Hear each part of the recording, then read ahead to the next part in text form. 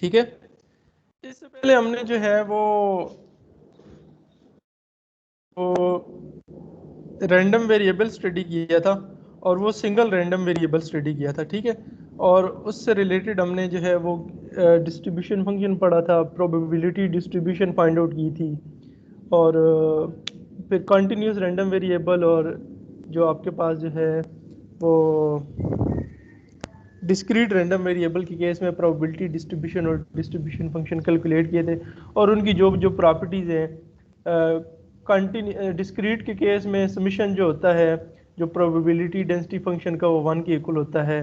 और दूसरी की जो प्रॉपर्टी थी कि वो एफ ऑफ एक्स जो है वो पॉजिटिव है, और minus infinity to infinity F of x D x जो है वो 1 की इक्वल है।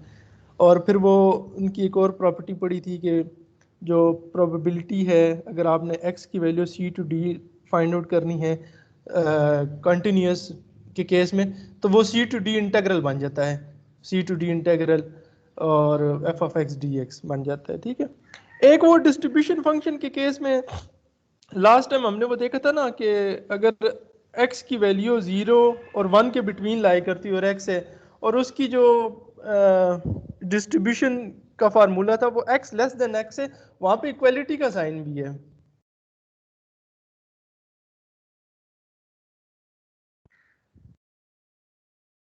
मेरी बात फॉलो कर रहे हैं? Yes sir. Yes sir. वो डेफिनेशन के अंदर ना, अगर आप प्रोबेबिलिटी की डेफिनेशन देखें तो एक एग्जांपल हम कर रहे थे ना, वो x जीरो ले रहे थे, capital x is equal to zero, फिर capital x is equal to zero plus one, वो साथ x की वैल्यू का इंटरवल दिए हुए थे। तो जो उसके साथ जो है वो आपके पास फंक्शन था ना, डिस्ट्रीब्यूशन फंक्शन कैपिटल एक्स, उसकी वैल्यू है capital x is less than और इक्वल टू एक्स, तो इसलिए वो फिर कैपिटल एक्स की वैल्यू वो जो इक्वल वाली आती थी जीरो ले रहा था, और फिर वन जीरो और वन ले रहा था, वहां पे शायद वो मिस्टेक उस वक्त थी थोड़ी सी। ओके, आज हम पढ़ते हैं डिस्ट्रीब्यूशन फंक्शन, जॉइंट डिस्ट्रीब्यूशन। तो जॉइंट डिस्ट्रीब्यूशन में जी रिकॉर्डिंग सर ऑन कर दी। जी जी जॉइंट डिस्ट्रीब्यूशन बेसिकली इसमें हम साइमल्टेनियसली जो आपके पास दो रैंडम वेरिएबल हैं उनकी डिस्ट्रीब्यूशन जो है हम स्टडी करेंगे, ठीक है। तो ऐसी डिस्ट्रीब्यूशन को हम कहते हैं जॉइंट डिस्ट्रीब्यूशन, मतलब है कि उसमें जो है उसकी प्रोबेबिलिटी डिस्ट्रीब्यूशन देखेंगे, उसकी जो है वो डिस्ट्रीब्यूशन फंक्शन जो है फाइंड आउट करेंगे, तो वो क्या है। तो जॉइंट डिस्ट्रीब्यूशन में जो है, if the distribution of two और more random variables which are observed simultaneously when an experiment is performed is called the joint distribution, ठीक है। तो जो है जब आपके पास रैंडम वेरिएबल एक एक्सपेरिमेंट के अंदर दो हैं या दो से ज़्यादा हैं, दो हैं तो दो या दो से ज़्यादा हैं तो उनको बेसिकली जॉइंट डिस्ट्रीब्यूशन कहते हैं। तो अगर जो है वो आपके पास it is customary to call the distribution of single as a univariate. Likewise, a distribution involving two or three or many random variables simultaneously is referred to be bivariate, trivariate and multivariate.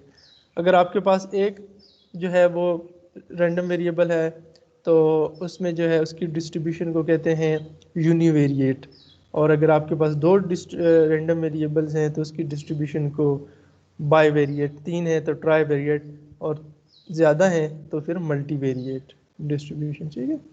तो ये basically अब आपके पास, जैसे first time हमने पढ़ा था कि अगर आप जो है वो एक कॉइन को टॉस करते हैं तो हेड की जो है वो प्रोबेबिलिटी, तो उसमें जो उसके कॉरिस्पॉन्डिंग रैंडम वेरिएबल कितने बने थे?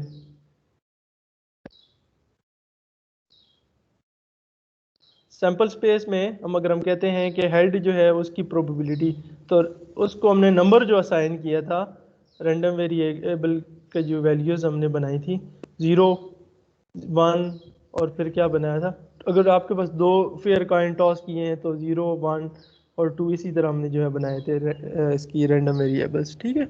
अब आपके पास दो यहाँ पे आगे अभी हम एक्सपेरिमेंट जो है वो स्टडी करेंगे, तो उसमें आपके पास दो जो है वो आएंगे रैंडम वेरिएबल्स, ठीक है।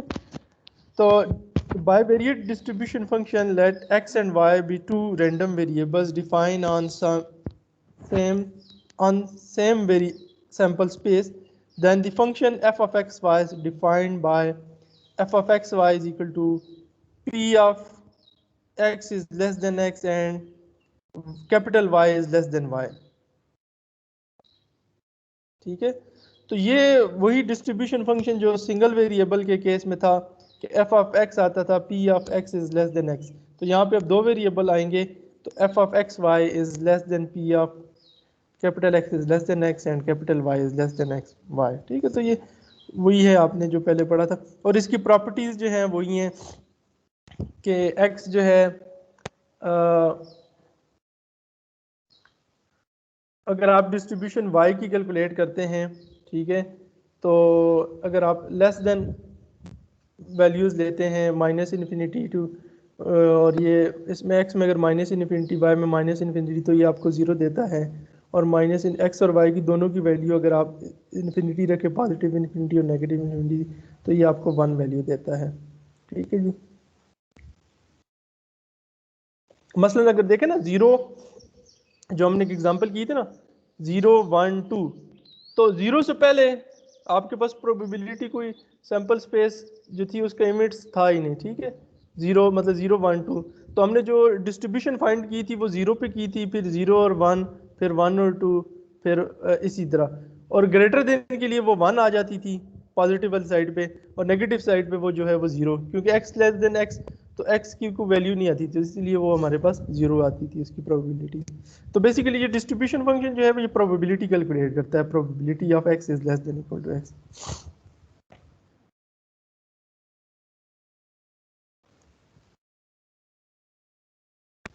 उसके बाद है आपके पास bivariate probability function. Let x and y be two discrete random variables defined on same sample space S, x taking the values x1 x2 xn and y taking the values y1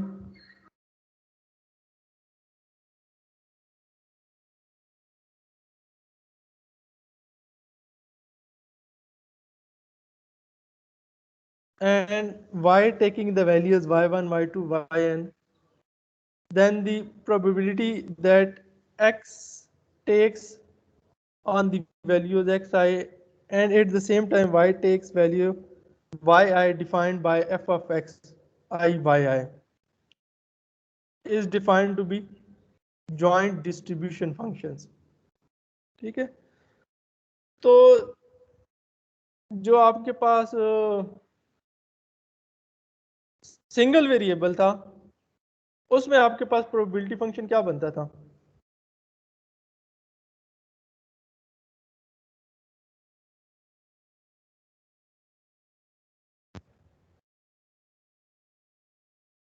भाई जो single था, अगर आपके पास single discrete random variable, तो उस case में probability function आपके पास क्या बनता था, उसकी डेफिनेशन क्या बनती थी? सारे इंटीग्रेशन वाला वो माइनस इन्फिनिटी से इन्फिनिटी। नहीं, ये अभी डिस्क्रीट की हम बात करते हैं। वन ये इक्वल था नहीं, उसमें सिर्फ p ऑफ x आई आता था।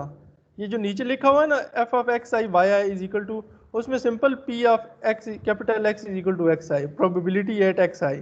अब यहाँ पे x i y i दो आपके पास हैं, तो ठीक है, इसमें प्रोबेबिलिटी साइमल्टेनियसली हम कैलकुलेट कर रहे हैं, x is equal to x i and y is equal to y i। ठीक है, मेरे ख्याल में इसको एक एग्जांपल से देख लेते हैं, फिर आपको फिर मार्जिनल प्रोबेबिलिटी है तो इसको भी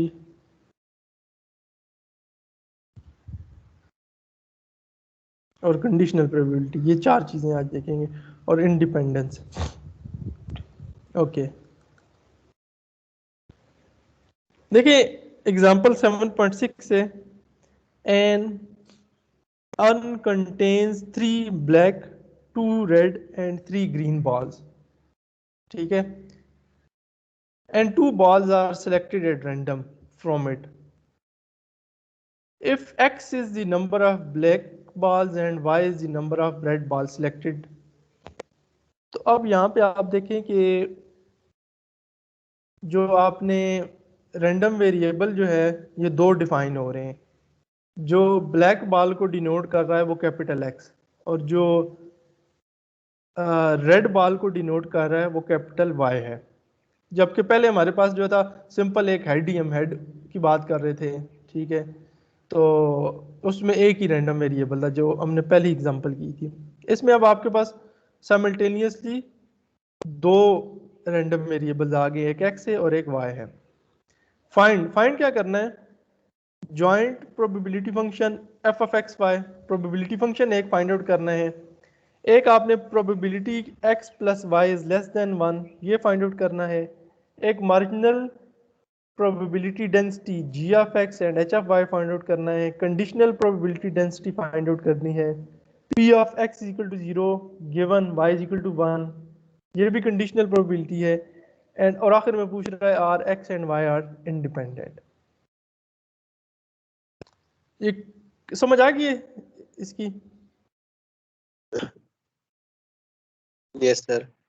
इसमें बेसिकली दो आपके पास जो है वो रैंडम वेरिएबल्स आ गए हैं, ठीक है, एक्स एंड वाई। अब आप मुझे ये बता सकते हैं कि अगर आपके पास 3 ब्लैक बॉल्स हैं, 2 रेड बॉल्स हैं एंड 3 ग्रीन बॉल्स हैं, तो टोटल बॉल्स कितने हो गए? 8 टोटल बाल्स 8। हो गए। और अगर हमने 2 बॉल सेलेक्ट किए हैं इसमें से और उनके दरमियान कोई ऑर्डर नहीं है, दो कौन से सेलेक्ट किए हैं, तो इसमें टोटल फिर सैंपल स्पेस क्या बनेगी? 28।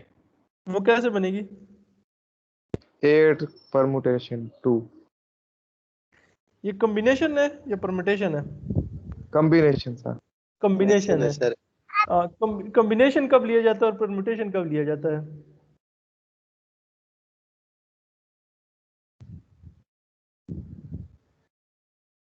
जब सिलेक्शन में सर ऑर्डर जब होता है। रैंडम जब रैंडम ऑर्डर होता है तब कॉम्बिनेशन लेते हैं, और जब कोई हमारे पास ऑर्डर के अंदर आ रहा होता है तो हम कॉम्बिनेशन लेते हैं।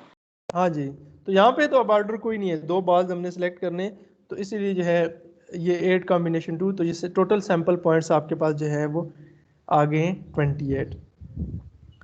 अब देखें the possible values of x are 0 1 and 2 and those of y are 0 1 2। अब आपके पास तो सैंपल स्पेस बन गई है, ठीक है। अब सैंपल स्पेस को वैल्यूज देनी है। जो सैंपल स्पेस को बेसिकली वैल्यूज देंगे वो रैंडम वेरिएबल आपके पास आ जाएगा, रैंडम वेरिएबल की वैल्यू। अब x डिनोट करता है ब्लैक बॉल्स को। अब आपने 2 रैंडमली बॉल सेलेक्ट किए हैं, तो क्या क्या कॉम्बिनेशन बन सकते हैं? भाई एक ऐसा कॉम्बिनेशन भी हो सकता है कि जिसमें दोनों रेड बॉल हों, ठीक है। तो उस केस में फिर x की वैल्यू क्या बन जाएगी? 0 0 जीरो। जीरो सिर्फ ओनली एक्स की हम बात कर रहे हैं। अब जब 2 बॉल सेलेक्ट किए हैं तो एक बॉल ब्लैक है और एक लेट से ग्रीन है, क्योंकि ग्रीन बॉल भी है ना, तो उसमें फिर आपके पास क्या बन जाएगी? उसकी रैंडम वेरिएबल एक्स की वैल्यू 1 बन जाएगी सर। 1 बन जाएगी। और आपने सैंपल जो स्पेस है उसमें ऐसी भी कॉम्बिनेशन होगा कि जिसमें दोनों बॉल ब्लैक हैं, तो उसमें फिर उसकी वैल्यू क्या बन जाएगी? 2, ठीक है। सिमिलरली जो वाई रेड बॉल के डिनोट करता है, तो आपने ऐसी सिलेक्शन की है, ऐसे ही सैंपल पॉइंट में ऐसे भी आपके पास कॉम्बिनेशन होंगे जिसमें जो है एक भी रेड नहीं होगा, मतलब कॉम्बिनेशन जो है वो ब्लैक का होगा और ग्रीन का होगा। एटलीस्ट एक रेड होगा तो फिर उसकी वाई की वैल्यू 1, और दोनों रेड होंगे तो वाई की वैल्यू 2 आ जाएगी, ठीक है। अब इन दोनों को आपने कंबाइन करना है। The values that x y can take on are 0 0, ठीक है। x की वैल्यू 0 1 1 0 1 1 0 2 और 2 0। वो desire to find f of x y, हमने प्रोबेबिलिटी फंक्शन फाइंड आउट करना है, ठीक है। जैसे आपने वहाँ पे कैसे फाइंड आउट किया था कि कैपिटल X जो है वो 0 और उसके करस्पॉन्ड प्रोबेबिलिटी फंक्शन फाइंड किया था, जो पहले हमने एग्जांपल की है। अब x y दोनों की वैल्यू पहले 0 0 लेंगे और फिर जो है वो हम देखेंगे कि इसकी प्रोबेबिलिटी क्या आती है। Now f of x 0 0, f of x 0 0 का मतलब है कि आपके पास जो कैपिटल X और कैपिटल Y जो है उनकी वैल्यू 0 है एक्चुअली, क्योंकि कैपिटल X और कैपिटल Y के अंदर ये एंट्रीज आती हैं, स्मॉल x और स्मॉल y। तो ये जब दोनों वैल्यू 0 होती हैं तो ये किस इवेंट को रिप्रेजेंट करता है? जो आपने सिलेक्शन की है 2 बॉल्स की, उसमें ब्लैक बॉल भी नहीं है और उसमें रेड भी नहीं है। रेड भी नहीं है, ठीक है, रेड भी नहीं है। तो इसका मतलब है जो दो आपने सिलेक्शन की है दोनों बॉल्स की, उसमें दोनों कौन से बॉल आ गए हैं फिर? ग्रीन बाल्स आ गए सर। ग्रीन। ग्रीन बॉल्स आ गए हैं, ठीक है। तो जब दोनों ग्रीन बॉल आए हैं तो इसमें जो कॉम्बिनेशन जो है बेसिकली मल्टीप्लाई हो जाएगी। तो 3 जो आपके पास रेड बॉल थी, ब्लैक बॉल थी, 3-0 कॉम्बिनेशन बनेगा मल्टीप्लाई बाय 2-0 कॉम्बिनेशन बनेगा। और जो आपने सिलेक्शन की है बेसिकली ग्रीन बॉल से 3 कॉम्बिनेशन 2 बनेगा। तो ये आपके पास जो है ये, इसको जब आप कैलकुलेट करेंगे तो ये क्या बनेगा, is equal to 3 sample points. मतलब है कि 3 सैंपल पॉइंट्स ऐसे हैं जिसमें ये कॉम्बिनेशन आपके पास जो है वो इस तरह का आ सकता है, ठीक है। तो एफ ऑफ 0 0, तो फिर टोटल सैंपल पॉइंट्स आपके पास कितने हैं यहाँ पर? 28। 28। तो फिर जो है वो एफ ऑफ 0 0, इसकी प्रोबेबिलिटी क्या बनेगी आपके पास? 3 आवर टोटल 28 सर। हाँ, 3/28, ठीक है। तो जो पहला पॉइंट आएगा आपके पास, इसकी प्रोबेबिलिटी 3/28 बनेगी। ओके,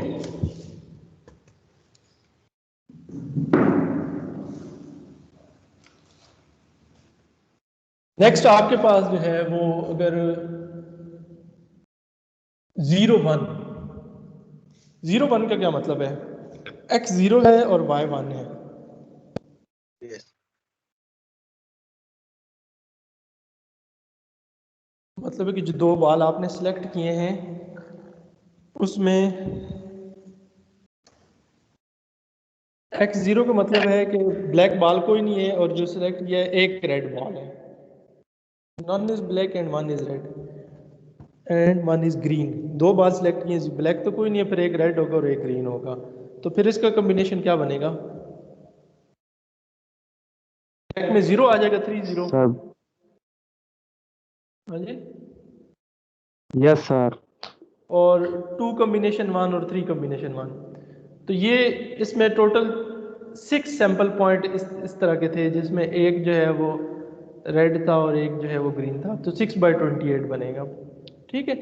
तो इसी तरह आप जो है वो 1 1 भी फाइंड आउट करेंगे, x 1 1, ठीक है, एक ब्लैक और एक रेड, नन इज ग्रीन, ठीक है।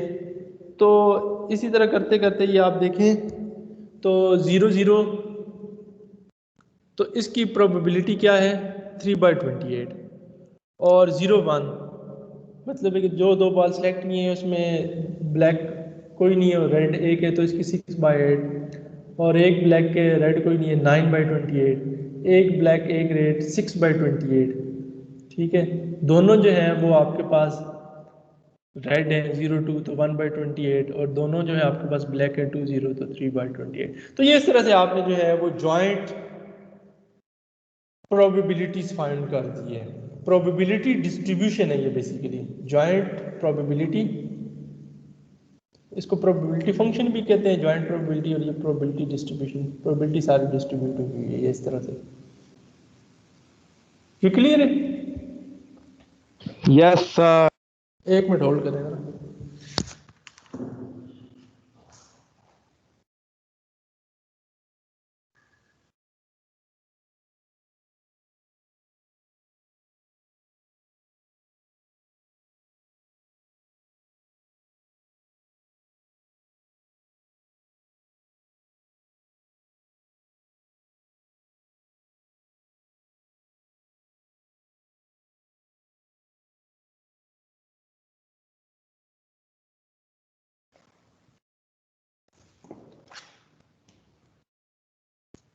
अच्छा, एक चीज तो आपको प्रोबेबिलिटी कैलकुलेट करना जो है, probability joint probability distribution calculate करना आ गई है। अब देखें, उसने इसको एक जॉइंट प्रोबेबिलिटी डिस्ट्रीब्यूशन को एक टेबुलर फॉर्म में लिखा हुआ है। टेबुलर फॉर्म में उसने किस तरह रिप्रेजेंट किया गया है? देखें कि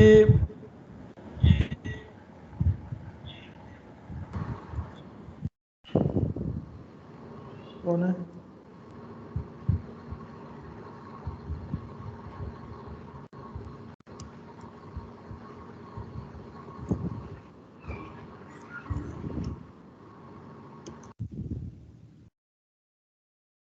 अच्छा देखें, एक x की वैल्यूज़ के लिए उसने एक कॉलम बनाया है और y को उसने रो वाइज लिखा हुआ है, ठीक है।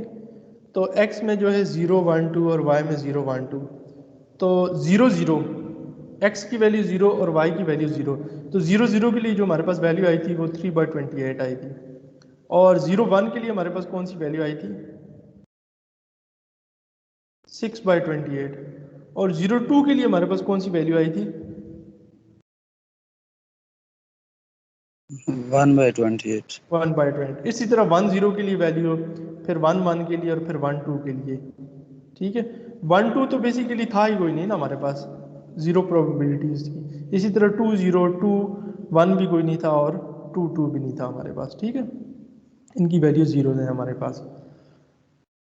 अच्छा अब देखिए उसने किया क्या है कि पहली रो में जो 3/28 है, 6/28 और 1/28 इनको सम अप कर दिया है और ये 10/28 लिखा है। फिर सेकंड रो में इनको सम अप कर दिया है और थर्ड रो को भी सम अप कर दिया है। इसी तरह कॉलम को भी उसने सम अप कर दिया है, कॉलम वाइज एंट्रीज को भी उसने सम अप कर दिया है, ठीक है।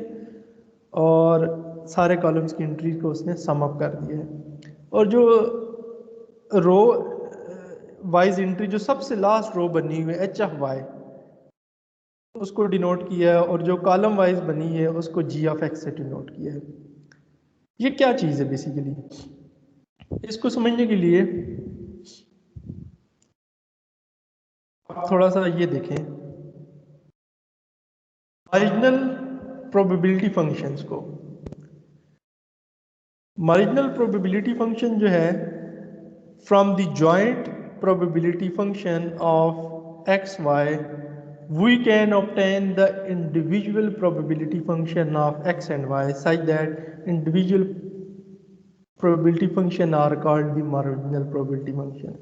मतलब कि आपके पास जो probability function आया है जिसमें x और y दोनों हैं, तो उसमें आप किसी एक रैंडम वेरिएबल की रिस्पेक्ट से उसकी वैल्यूज़ कैलकुलेट कर सकते हैं, प्रोबेबिलिटी फंक्शन की वैल्यू कैलकुलेट करते हैं। मतलब एक्स वाई, एक्स को आपने फिक्स कर दिया, ठीक है, मतलब एक्स की वैल्यू 0 रख ली। अब वाई कहाँ से कहाँ तक वेरी कर रहा था, y0 y1 और y2। तो इस तरह जो आपके पास प्रोबेबिलिटी निकलती है उसको कहते हैं मार्जिनल प्रोबेबिलिटी फंक्शंस, ठीक है। मतलब इसी तरह आप जो है वो x को फिक्स करके x को वेरी कर सकते हैं, y को फिक्स कर दें, मतलब y की कोई भी एक वैल्यू फिक्स कर दें और उससे आप जो है वो कैलकुलेट कर सकते हैं। जैसे ये नीचे देखें, let x and y be the joint probability function of two random variable x and y, then the marginal probability function of x is defined as। तो उसमें देखें f of x i y j, ठीक है। अब ये आपके पास probability function है to random discrete variables का x एंड y। तो उसमें देखें एक्स आई को उसने फिक्स कर दिया है, ठीक है, और वो बाकी जो है y को वेरी कर रहा है, मतलब उसको जो भी वैल्यू है y1 y2 y3, ठीक है। तो एक्स आई उसने ऐसे ही लिखा हुआ था। तो इसका मतलब है कि राइट साइड पे जो फंक्शन आएगा, y तो वेरी हो रहा है, उसमें वैल्यूज उसकी पुट हम कर रहे हैं, तो ये फंक्शन अब g बनेगा, सिंगल वेरिएबल का फंक्शन रह जाएगा। और इसको इसने लिखा हुआ probability of x is equal to x i, ठीक है। तो इसको कहते हैं marginal probability function of x। Similarly आप marginal probability function of y भी जो है निकाल सकते हैं कि आप उसमें जो है वो x को वेरी करें, y को फिक्स कर दें, ठीक है। तो ये जो है इस तरह आप जो एच ऑफ वाई भी कैलकुलेट कर सकते हैं।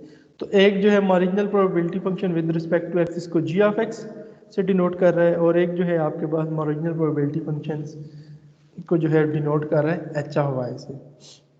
अब आ जाए हम मार्जिनल प्रोबेबिलिटी फंक्शन एग्जांपल से देखते हैं।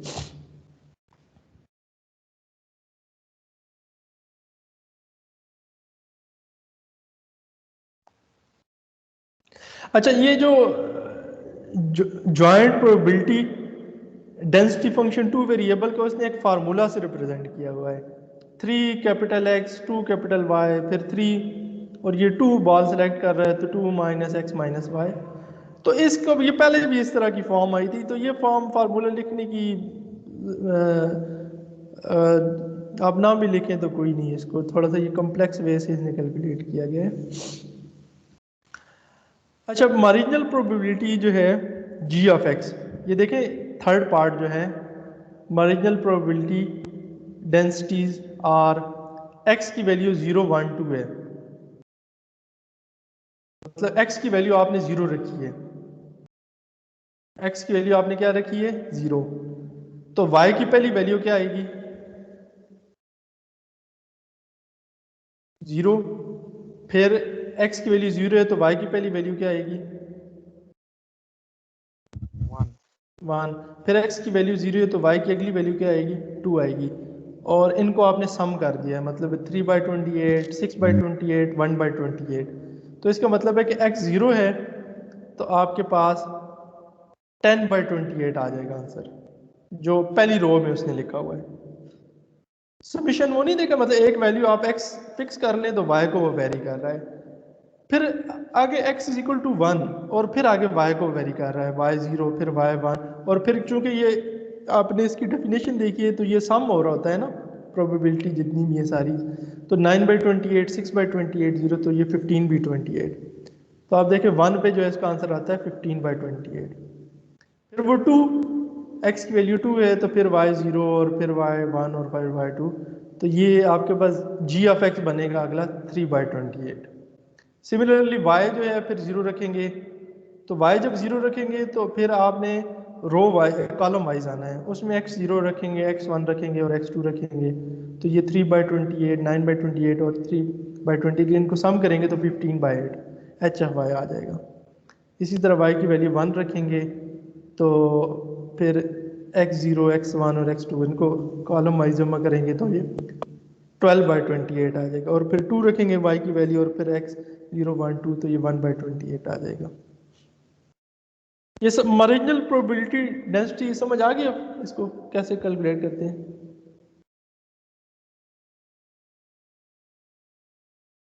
Yes, sir. अच्छा, आपको नोटेशंस की समझ आई है, ये क्या है बेसिकली।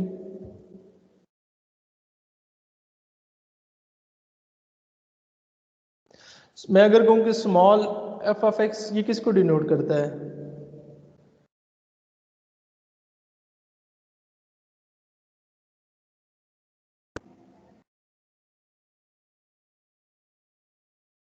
प्रोबेबिलिटी फंक्शन को डिनोट करता है ना, और कैपिटल एफ जो है वो आपको शो करता है प्रोबेबिलिटी डिस्ट्रीब्यूशन को,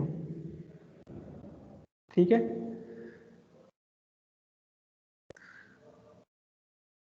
सेकंड पार्ट था, सेकंड पार्ट में क्या कहता है,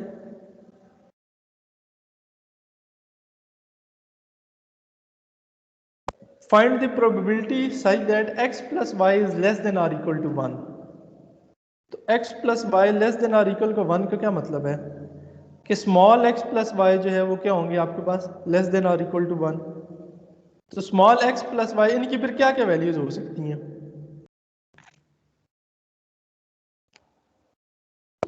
0 0 0 1 1 0। 1 0 हो सकता है, ठीक है। तो probability of f of x plus Y is less than or equal to 1, ये समिशन होता है, हमेशा याद रखें, ये जो डेफिनेशन है ना summation f of x probability sum, ये जो डेफिनेशन ऊपर हमने देखी थी सिंगल वेरिएबल के केस में भी, मल्टी जो आपके पास है, ये देखें इसकी जो प्रॉपर्टीज है, summation f of x i y i is equal to 1 होता है, सारी जो प्रोबेबिलिटी है, ठीक है, प्रोबेबिलिटी फंक्शन उसकी वैल्यू 1 होती है। ये वहां पे भी सम हम करेंगे इन फंक्शंस को,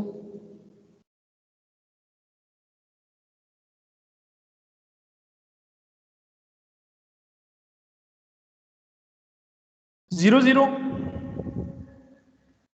फिर 0 1 और फिर 1 0, 0 0 की वैल्यू क्या निकली हुई है 3/28 सर प्रोबेबिलिटी। हाँ प्रोबेबिलिटी, और 0 1 की 6/28 और 1 0 की 9/28, तो इनको सम करेंगे तो 9/14 आ जाएगा।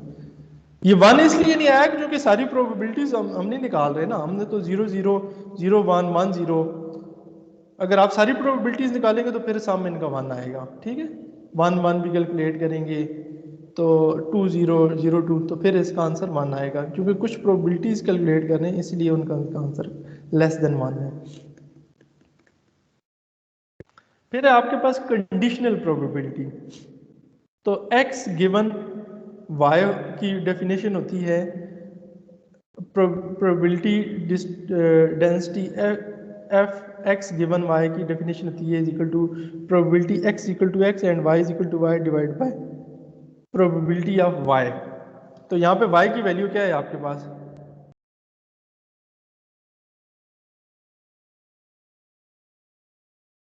One sir. 1 आ जाएगा। और y1 बेसिकली किसको डिनोट कर रहा है? Probability of y। मतलब 2 वेरिएबल में आपने y को बेसिकली आपने x को फिक्स कर दिया ना, तो y1 पे कैलकुलेट कर रहे हैं, तो इसका मतलब है ये मार्जिनल फंक्शन बन जाएगा। और मार्जिनल फंक्शन ये कौन सा बनेगा? h of y। x given y की डेफिनेशन क्या होती है ये अगर आपको मैं यहाँ से दिखाऊं ऊपर से,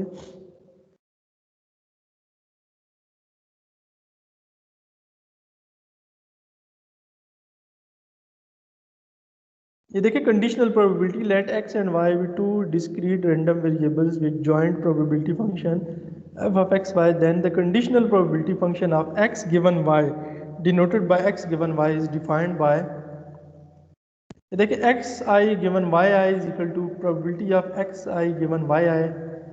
ठीक है, वो ये वैल्यूज हैं कैपिटल एक्स और कैपिटल वाई की। तो ये देखिए x i is equal and y i is equal to y divide by probability of y is equal to y i. और ये probability of x is equal to x i and y is equal to y आई, ये किसके equal होता है? ये probability function है हमारे पास। तो probability function f of x i y i divide by probability of y is equal to y i. तो ये एक्स को उसने वेरी कर दिया, मतलब उसकी जो जो वैल्यूज़ हैं, तो ये मार्जिनल फंक्शन बन जाएगा h of y, where h of y is the marginal function marginal probability and h of y is equal to greater than 0। ठीक है, तो वहाँ पे भी वो यही बात लिख रहा है।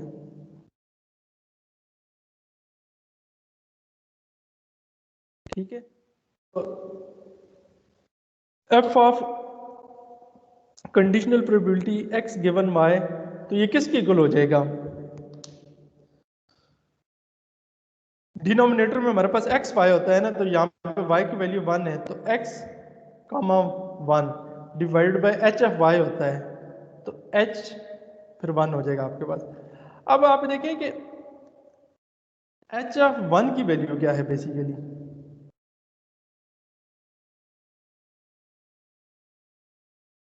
एच ऑफ वाई क्या होता है आपके पास?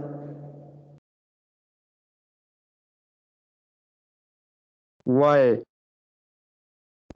नहीं, एच ऑफ वाई जो मार्जिनल फंक्शन है आपके पास एच ऑफ वाई, इसकी डेफिनेशन क्या है?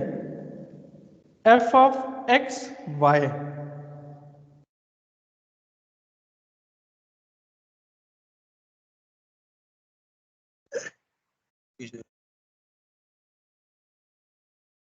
यहाँ पे देखें, ये एच ऑफ वाई किसकी इक्वल है आपके पास? एफ ऑफ एक्स वाई, और उसमें वेरी किसको कर रहा है? एक्स को कर रहा है, वाई फिक्स है। अब देखें कि वो जो समीशन वाली ऊपर डेफिनेशन है उसमें अगर आप जो है एच ऑफ वाई लिखें तो वाई की वैल्यू आपके पास क्या है? 1 होगी है। और vary y h of y में वेरी किसको करते हैं? एक्स को वेरी करते हैं सर। एक्स, इसलिए वो x 0 to 2 लिखा हुआ है। ठीक है, अब उसने y भी यहाँ पे फिक्स कर दिया है। ठीक है, तो y फिक्स और x को, फिर x को वेरी कर रहा है 0, फिर x को वेरी कर रहा है 1, फिर 2, तो ये क्या बनेगा? f ऑफ 0 1 1 1 और 2 1, और एफ ऑफ 0 1 और 1 1 और 2 1 की वैल्यूज उसने कैलकुलेट की हुई हैं। अब ये कंडीशनल प्रोबेबिलिटी वाली डेफिनेशन में ये पुट करेगा तो ये F of x 1 divide by H of 1, तो एच ऑफ 1 की वैल्यू 3/7/3 है और एफ ऑफ एक्स 1 और एक्स 0 1 2 वेरी कर रहा है। अब एफ ऑफ 0 1 की वैल्यू हम कैलकुलेट करेंगे, ठीक है।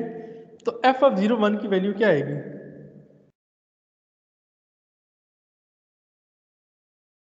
भाई ये भी ऊपर हमने टेबल से कैलकुलेट की हुई है ना, ठीक है। तो एफ ऑफ 0 1 की वैल्यू आ जाएगी, फिर आपके पास एफ ऑफ किसकी वैल्यू आ जाएगी, 1 1 की वैल्यू आ जाएगी, फिर एफ ऑफ 2 1 की वैल्यू आ जाएगी, और 7/3 सब में मल्टीप्लाई हो रहा है।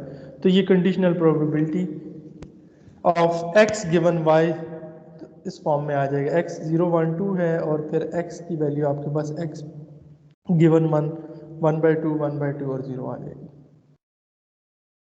इसमें कोई पॉइंट समझ नहीं आया तो पूछ लें। सर यही लास्ट वाला स्टेप थोड़ा समझ में नहीं आया सर, ये कौन सा 1 1 और वाला, इसमें जो कौन सा लास्ट में जो आंसर लिखा इससे पहले वाला स्टेप आप थोड़ा ऊपर करें ना सर। यहाँ सर जो एफ ऑफ एक्स, एक यहाँ पे एफ ऑफ एक्स गिवन 1 है ना सर, उसकी वैल्यूज हमने 0 1 2 पे लिखी, उसके बाद वाला समझ में नहीं आया सर, एफ ऑफ 0 गिवन 1 वाला। अच्छा, अब आपने क्या करना है कि x की वैल्यू कहाँ से कहाँ तक वेरी कर रही है, 0 1 2 ना। अब x की वैल्यू 0 रखें आप इस एक्सप्रेशन में, तो 0 0 गिवन 1 7/2 इसी तरह आ जाएगा, 7/3 इसी तरह आ जाएगा, और f ऑफ 0 1, अब 7/3 इसी तरह, और f ऑफ 0 1 की वैल्यू क्या है, और टेबल से हमने जो निकाली हुई ऊपर यस सर। प्रोबेबिलिटी की वैल्यूज 6/28 वैल्यू, तो इनको मल्टीप्लाई करेंगे तो ये 1/2 आ जाएगा। फिर आगे x की वैल्यू 1 पुट करनी है, तो फिर 2 गिवन 1 हो जाएगा, सॉरी 1 पुट यस करेंगे तो 1 गिवन 1 हो जाएगा। तो 7/3 इसी तरह है, तो f ऑफ 1 गिवन 1 1 गिवन 1 की 1 कामा 1 इसकी वैल्यू क्या है, यस सर। 6/28। ये टेबल है ना यार, ये वाला 1 कामा 1 1 कामा 0, तो यहाँ से सारी वैल्यूज वो पुट कर रहा है, x को वेरी कर रहा है सिंपल, और फिर आगे उसने वो टेबल बना दिया इसका। ये जरा आप इसको देखें ना, आगे पांचवा पार्ट क्या है, फाइनली फिफ्थ पार्ट क्या है यार,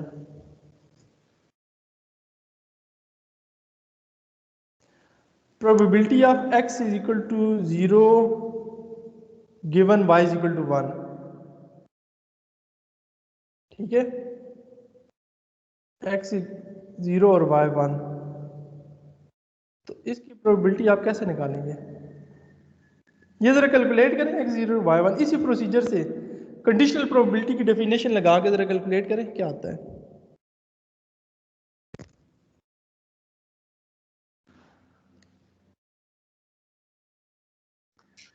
तो ऊपर आपके पास 0 1 आ जाएगा, एफ ऑफ एफ 0 1, और नीचे H of 1,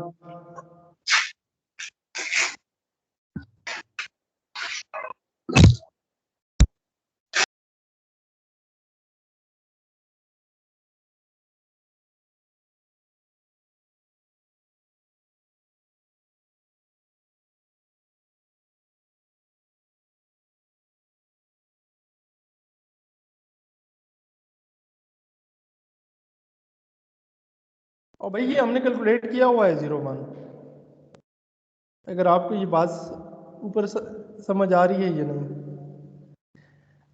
probability of capital X is equal to 0 given y is equal to 1, ये कंडीशनल प्रोबेबिलिटी की डेफिनेशन है ना, तो ये क्या बनेगी कंडीशनल प्रोबेबिलिटी की डेफिनेशन, इससे हम अगर बनाएंगे तो जो ऊपर में मैंने आपको बताई है अभी।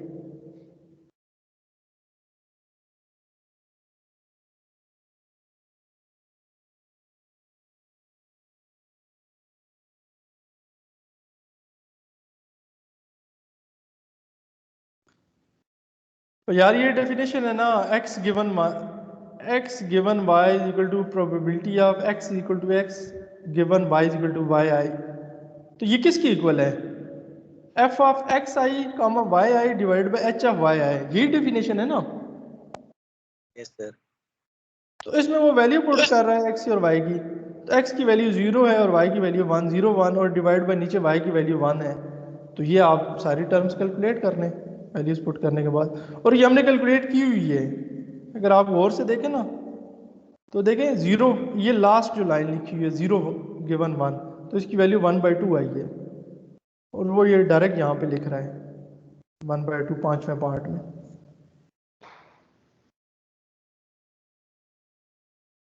क्लियर है ये बात?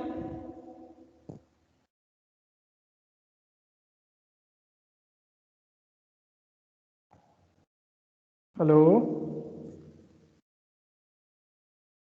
Yes sir. यार बाकी लोग सोए हुए हैं कोई?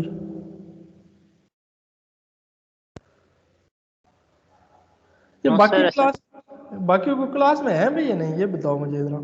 Yes sir. यस सर, आ गई है समझ। यस यस सर, आ गई समझ। यस सर, समझ आ रही है। आ रही है। अच्छा, आपको पता है बात समझ आए ना है, पेपर तो आपने जो है वो ऑनलाइन देना है, लेकिन पता कुछ भी नहीं है। ये यूनिवर्सिटी ओपन हो गई तो पेपर कैंपस में भी हो सकते हैं।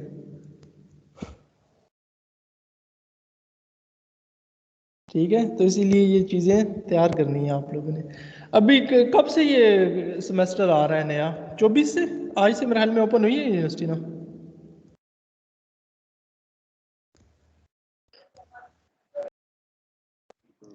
ठीक है। नहीं, लास्ट सेमेस्टर वाले स्टूडेंट्स आ जाए हैं मेरे ख्याल में यूनिवर्सिटी में। यस सर, चले गए यहाँ यूनिवर्सिटी में लास्ट सेमेस्टर वाले। हाँ, तो ये ऐसे ऐसे फिर।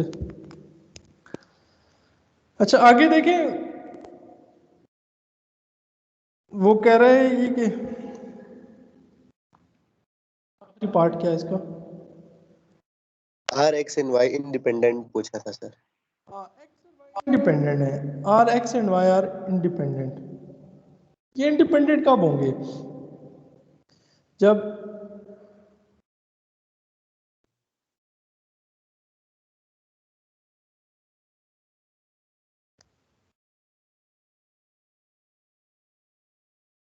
ये तो are x and y independent. Sir independent की अगर आप डेफिनेशन देखें ना,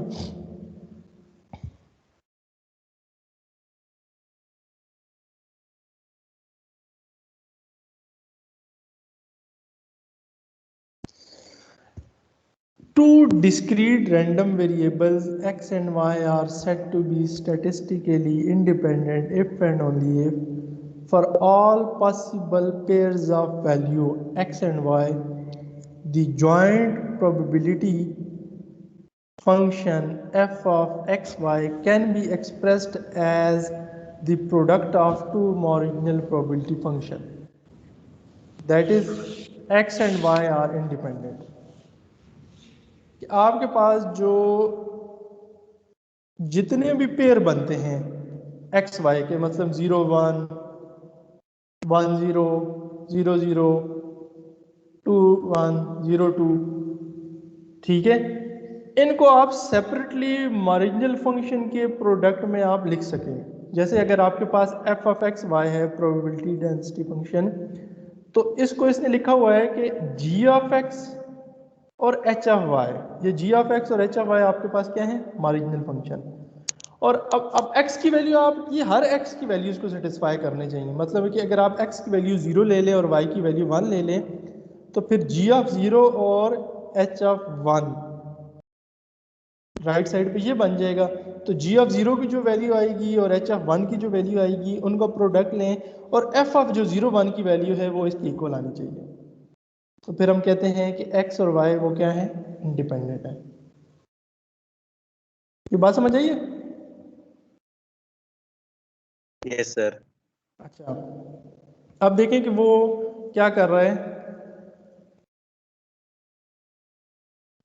कि सबसे पहले 01, इसकी वैल्यू वो क्या कह रहा है 6/28 है।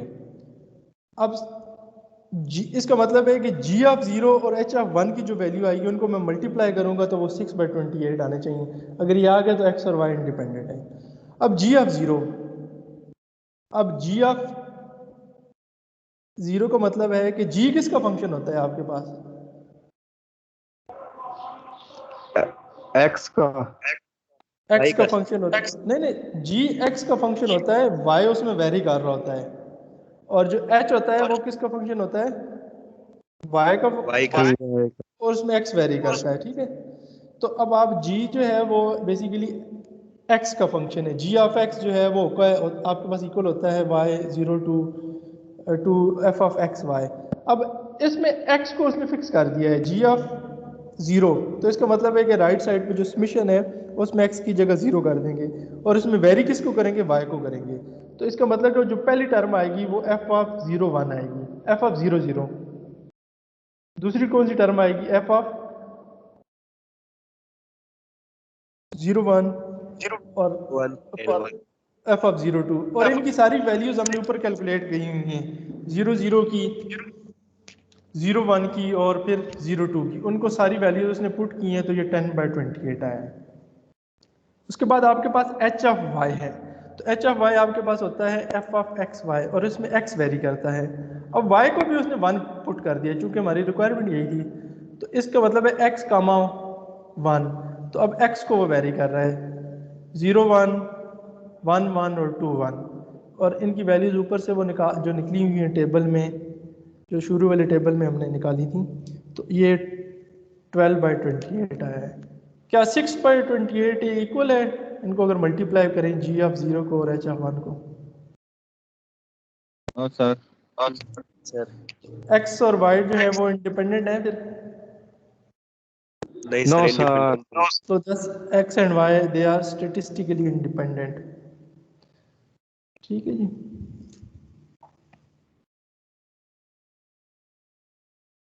सर हमने तो इसमें एक ही पॉइंट्स लिए ना सर, मतलब जिसका 0 लिया, एच का 1, इसके आप अलावा ये कोई दूसरे ले सकते हैं?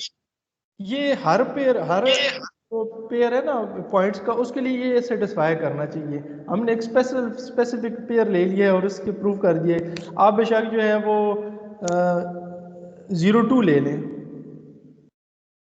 तो 0 2 की, या आप ले लें मैं फॉर एग्जांपल 1 0 ले लें, चलें यस सर।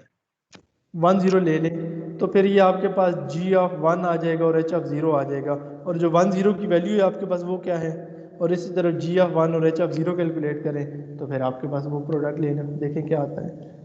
हर पेयर के लिए सेटिस्फाई करना चाहिए, तो उसमें अगर किसी एक पेयर के लिए भी वो सेटिस्फाई नहीं करेगा तो वो इंडिपेंडेंट नहीं होगा।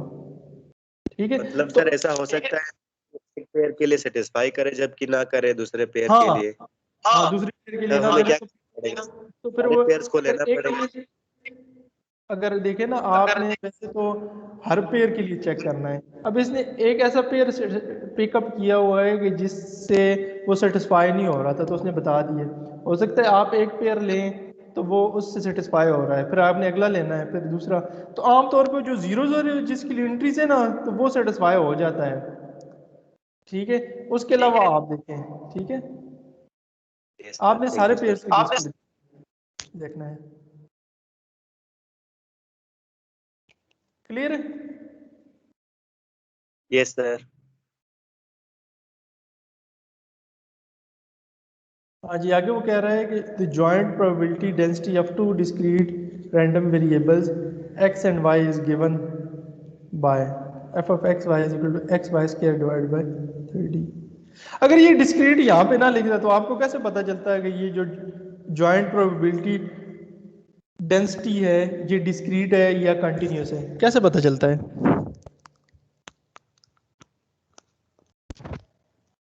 बता सकते हैं?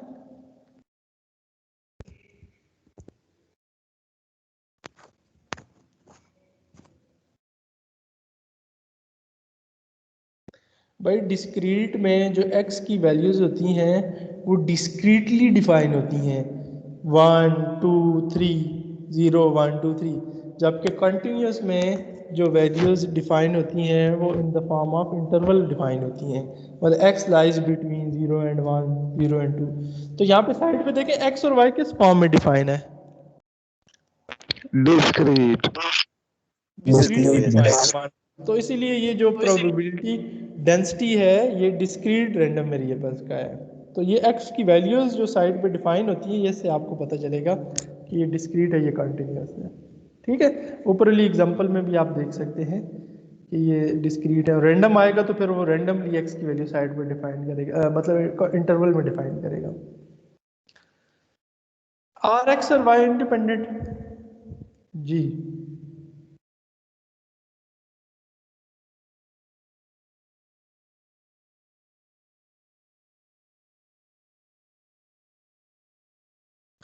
अब ये जनरली शो कर रहा है कि एक्स और वाई डिपेंडेंट है कि नहीं, ये बेस्ट वे है। देखिए सबसे पहले वो क्या करता है कि f of x y square by 30 ये गिवन है आपको, ठीक है। ऊपर वाली एग्जांपल में हमारे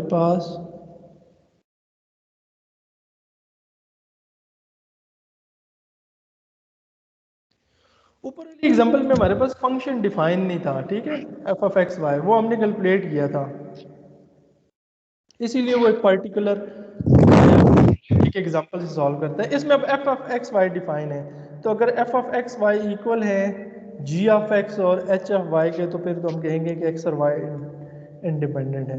तो एफ ऑफ एक्स वाई तो यहाँ पे कैलकुलेट है, गिवन है हमें x y square divide by 30। G of x calculate करता है, तो जी ऑफ एक्स इक्वल है एफ ऑफ एक्स वाई और इसमें वाई को वेरी करता है, तो वाई की वैल्यू कहाँ से कहाँ तक आएगी। वाई की वेरिएशन अगर आपने देखनी हो तो ये क्वेश्चन में गिवन होती है, वाई 1 2 है, तो वो y को 1 पहले वेरी करता है समीशन और फिर y2 और इनको सम अप करता है तो x बाय 6 आ जाता है, और इसमें x वेरी कर रहा है 1 2 3। इसी तरह marginal probability density of y जो है वो एफ ऑफ एक्स वाई है, और y में हम x को वेरी करते हैं तो फिर 1 y square by 30, 2 y square by 30, 3 y square, तो वाई स्क्वायर बाय 5 आ जाएगा। अब देखें कि जो आपके पास जी ऑफ एक्स है उसकी वैल्यू है x बाय 6 और जी ऑफ एच ऑफ वाई की वैल्यू है वाई स्क्वायर बाय 5। इन दोनों को मल्टीप्लाई करें तो क्या x F of x y बनता है, जो कि यहाँ पे बन रहा है। तो इसका मतलब है कि एक्स और वाई आपस में क्या है, यहाँ पे इंडिपेंडेंट इंडिपेंडेंट है।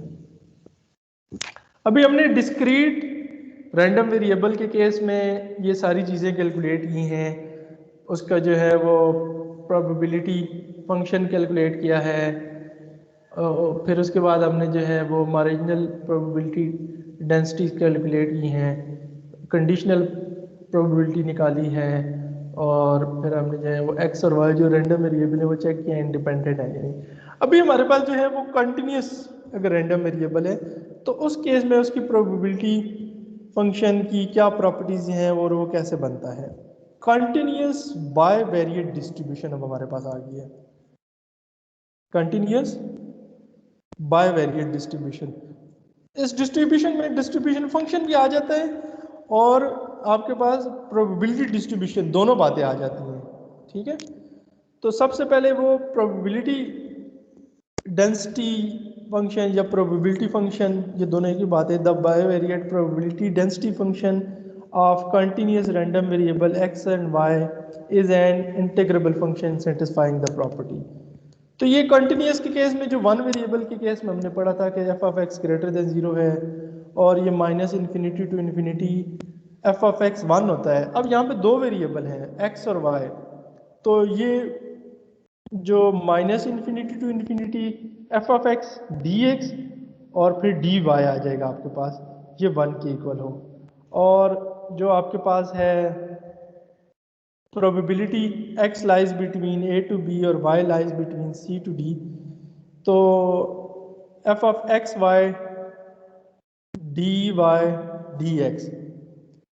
अब ये देखें जो dy,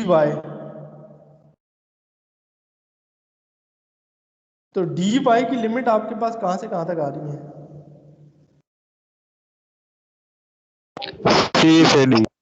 C से D। अब जो इंटेग्रल अंदर वाली तरफ है फंक्शन की तरफ, तो ये dy का इंटेग्रल है, और फिर आगे dx। तो अगर आखिर में dx हो तो जो बाहर वाला इंटीग्रल है वो dx की लिमिट को शो करेगा। मेरी बात समझ आ रही है?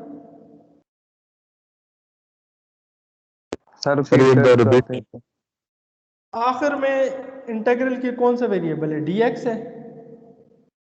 Yes sir. तो जो सबसे पहला इंटीग्रल होगा ना a टू b, वो x की लिमिट को शो करेगा। अब आप इधर से बैकवर्ड आएंगे और उधर से फॉरवर्ड आएंगे। तो इधर से जब बैकवर्ड आएंगे ना आखिर से, तो ये dy है, और उधर से आप फॉरवर्ड चलेंगे तो dy की लिमिट बेसिकली क्या है? CD। cd। अब अगर मैं इनको लिखूं dx पहले लिख लूं और dy बाद में लिखूं, तो फिर इंटीग्रल की लिमिट क्या बन जाएंगी?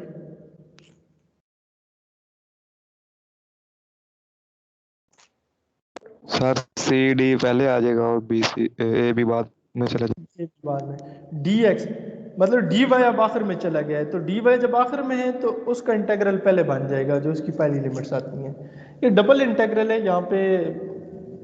वैसे तो पिछले क्लास में हमने इसको टच नहीं किया, तो यहाँ पे अब इसको आपको ये डबल इंटीग्रल की कुछ ना कुछ नो हो जाएगी। ठीक है, तो ये वही प्रॉपर्टीज है जो हमने पहले देखी हैं। और डिस्ट्रीब्यूशन फंक्शन वन वेरिएबल के केस में क्या था? एफ ऑफ एक्स किसकी इक्वल था? Minus infinity to x. अगर हमने वन वेरिएबल की बात करते थे तो minus infinity to x F of u d u था, जो भी था। अब हमारे पास यहाँ पे बेसिकली दो वेरिएबल है एक्स वाई। तो माइनस इन्फिनिटी टू एक्स और minus infinity to y f of u v d u. तो डी बी की लिमिट क्या है? Minus infinity to Y। और डी यू की लिमिट आपके क्या है? Minus infinity to X। X. ठीक है, अच्छा ये बताएं कि अंदर ये इसने यू वी क्यों लिखा हुआ है?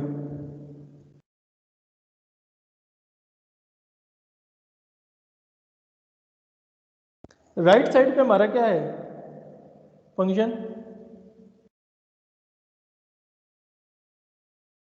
Sorry, DU। लेफ्ट साइड पे फंक्शन क्या है? एक्स है। और इसकी लिमिट भी क्या है? वेरिएबल एक्स है। इसका मतलब है कि u और v जब इंटीग्रेट होंगे, इंटीग्रेट होने के बाद जब उसमें हम लिमिट पुट करेंगे तो u की जगह क्या पुट होगा? x, v की जगह क्या लिमिट्स पुट होंगी? y। तो हमारे पास आंसर किस फॉर्म में आ जाएगा? f of UV. नहीं नहीं यार, f ऑफ x y में आएगा। XY। x y में आएगा। तो u v की जगह कुछ और भी हम लिख सकते हैं, यस सर। कुछ भी लिख सकते हैं। ठीक है, t लिख लें आप, t प्राइम लिख लें, कुछ भी। और क्योंकि अल्टीमेटली वो इंटीग्रेट होना है, और इंटीग्रेट होने में जब x और y लिमिट पुट होगी तो हमारी लेफ्ट हैंड साइड जो है वो x y आ जाएगी। अच्छा, सिंगल वेरिएबल के केस में डिस्ट्रीब्यूशन फंक्शन और प्रोबेबिलिटी फंक्शन में क्या रिलेशन था? D by D X F of x is equal to D X. अब जब टू वेरिएबल के फंक्शंस होते हैं, मैंने आपको शायद बताया था कि उसमें हम जो है वो ऑर्डिनरी डेरिवेटिव नहीं लेते, हम पार्शियली डिफरेंशिएट करते हैं। उसको हम क्या करते हैं? Partially differentiate. पार्शियली डिफरेंशिएट करते हैं। तो अगर आपके पास जो है ये ऊपर डिस्ट्रीब्यूशन जो फंक्शन है, ठीक है, नहीं यहाँ इसने चलो यू भी लिखा हुआ है, तो अगर हम इसको डिफरेंशिएट करें पार्शियली,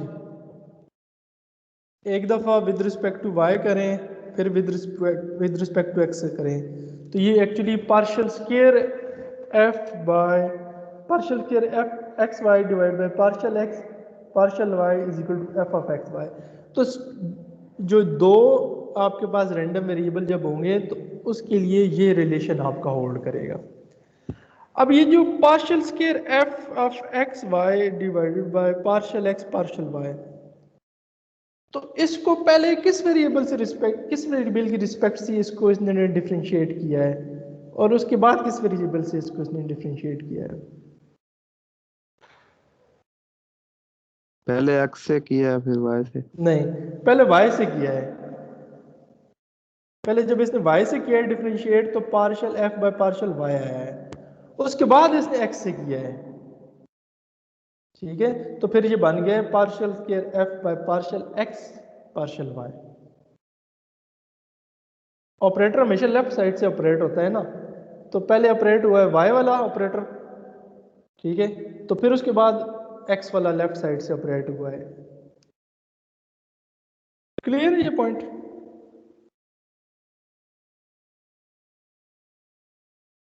यस सर। ओके। इसी तरह marginal probability density function continuous variable के केस में जो है वो g ऑफ x, वहाँ पे समीशन था तो यहाँ पे इंटीग्रल बन गया minus infinity to infinity f of x y dy आ जाएगा, ठीक है। तो x में आपके पास y वेरी होता है तो ये dy यहाँ पे आ जाएगा, और विद जब h ऑफ y निकालेंगे तो minus infinity to infinity f of x y dx आ जाएगा। This is the marginal probability density function of any of the variable is obtained by integrating out the other variable from joint probability distribution function between। तो joint वाले को आप जब integrate करेंगे तो फिर मार्जिनल बन जाएगा, ठीक है जी। और कंडीशनल की भी वही डेफिनेशन है, f of x y divide bye, अब यहाँ पे f of x y जो है आपके पास पता है कि उसकी डेफिनेशन चेंज हो जाएगी। f of x y जब हम कैलकुलेट करेंगे तो यहाँ पे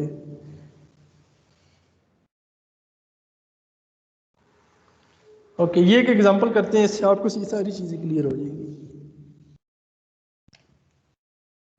given the following joint probability distribution function f of x y 1/8 6 minus x minus 5 x lies between 0 to 2 and y lies between 0 to 2 and 0 elsewhere.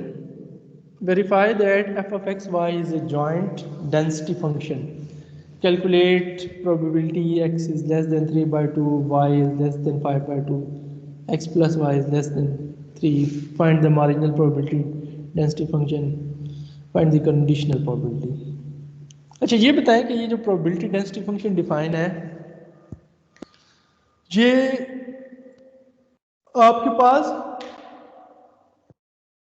Continuous random variable के लिए define है, क्योंकि x अब interval की form में given है, ठीक है जी। x किस में? इंटरवल की फॉर्म में।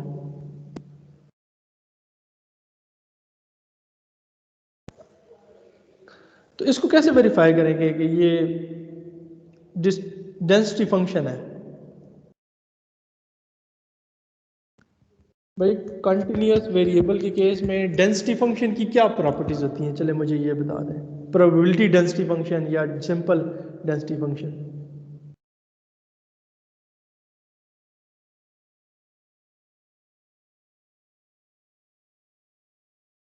हाँ जी,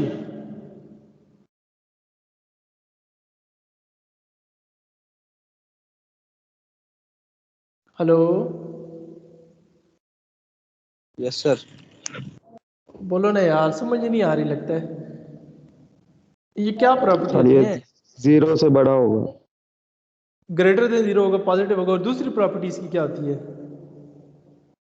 सर जब समीशन करेंगे 1 के इक्वल होगा। और यार समीशन कहाँ से आ गया? समीशन हमेशा डिस्क्रीट के लिए यूज होता है। सर इंटीग्रेशन किसी लिमिट लेकर तो वो 1 के इक्वल आना चाहिए। 1 के इक्वल आ जाए, माइनस इन्फिनिटी टू इन्फिनिटी 1 आ जाए, तो यहाँ पे तो ये दो रैंडम वेरिएबल है ना, जॉइंट डिस्ट्रीब्यूशन डेंसिटी फंक्शन है, तो इसके लिए भी हमने प्रॉपर्टी पढ़ी है।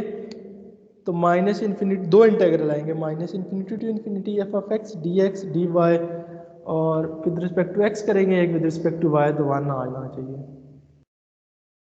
तो पहली प्रॉपर्टी क्या है? एफ ऑफ एक्स पॉजिटिव है, 0 और 0 से ग्रेटर है। भाई x 0 to 2 आप कोई भी वैल्यू रखें और y 0 to 2 आप कोई भी वैल्यू रखें, तो ये 0 आना चाहिए या 0 से ग्रेटर, तो ऐसा ही है। 0 से ग्रेटर है। मतलब अगर x 2 रख लें और y 4 मैक्सिमम यही रख लें तो फिर ये 0 बन जाएगा, और इसके अलावा आप कोई भी वैल्यू रखेंगे तो फिर ये क्या आ जाएगा आपके पास? ग्रेटर देन 0 आ जाएगा। ग्रेटर देन 0 आ जाएगा। तो इसका मतलब पहली प्रॉपर्टी जो है वेरीफाइड है, अंडरस्टूड है। Now f of x y is clearly greater than 0 for all x and y in the given region. And अब चेक करते हैं कि minus infinity to infinity F of x Y D X D Y ये 1 की equal आता है कि नहीं।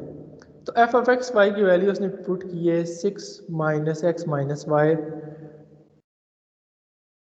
अब अगर आपके पास देखें लिमिट जब कांस्टेंट है ना, चलें इस बात को भी फिलहाल रहने दें।